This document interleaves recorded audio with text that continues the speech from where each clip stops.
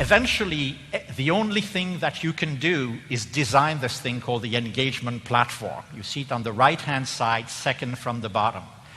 Engagement platforms are like the seeds in a tree. That's what you plant in the ground, and then you're going to nurture that. So that's your job, right? Your job is to devise those engagement platforms to incent innovation. If you do that, you will find roots growing in the tree. You will find basically networks of people who come both inside and outside your company. They'll come on those platforms, and with you, what they will do is develop those interactions. Interactions are like the trunk of the tree. What they will do is they'll start growing with you, and they'll start creating something very solid. And these things will produce new experience. The reason why people invent new interactions together is because they seek the best experience for themselves. It's the self-interest of people that drives ultimately the experience. But you cannot decide that experience. You need people to devise the interactions that will lead them to that. And eventually, if you manage to create this experience, you will have value at the top of it. And as a business entity, you will make money and earn return. Think of an interaction. One of the best examples of this is what Nike has been doing in the running business. Generally speaking, runners are interested in tracking a certain number of things, right? We all run or we walk because we're interested in exercise. Some of us prepare for marathons. You may be training for health. They have a little chip. You put it in your left shoe, so when you hit the ground, it creates a percussion, and then it extrapolates the length of your step. It communicates that data to an iPhone or an iPod. Lots of people run listening to music. They have an iPhone already.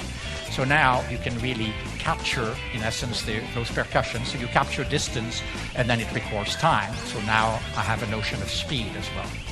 And then what you do with this is you put this into a computer, go to a site called Nike Plus. So when you sync with that, your iPhone or your iPod, it creates, in the language of co-creation, 8 interactions.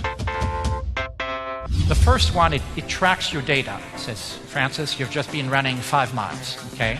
And you've been running at, 10 minutes a mile, or whatever the speed is at which I'm doing that. And then it's going to track it over a long period of time, ever since I started tracking running for, 3 years or 5 years.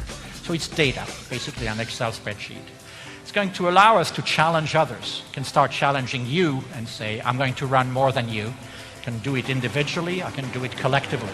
And we can start having a discussion about that. And I'm going to run more than you, and so. Third thing we can do is we can have running resolutions. I can say, I will run 20 miles a week. I can map my runs and share my runs. So what I'm able to do now is I'm also able to track, and then I can also input my own data and create my itinerary. So I can do all of those things that you see down there. I can publish the songs that I listen to when I run and exchange that with others, like you do with Apple, the so-called playlist. So you take a look at all of these things now and you ask yourself, well, is that a big deal or isn't it a big deal? And when I do this as a professor, very often the room is about half and half. Half people will say, yeah, it's pretty important, and the other half will say, okay, it's a website. Here's the results they've gotten out of this.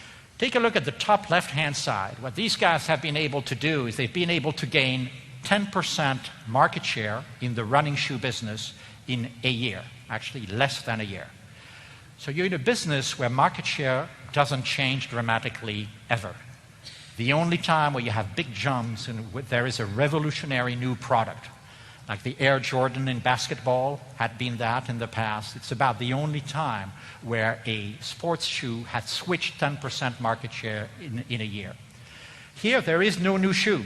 All there is this silly little sensor, this silly little platform that allows you to personalize your experience.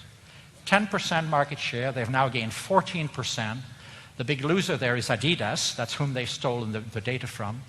Interestingly enough, Adidas has a much better technology, a polar watch that allows you to track, it's kind of a running computer that watches your heartbeat and so on.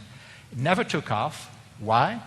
Because Nike, first of all, had a cheaper product, but also Nike understood the power of connecting people together. They view the co-creative power of it's not only me and the machine, it's me and the other guys. It's the social interactions of me with the other folks. That's what personalizes my experience and allows me to succeed.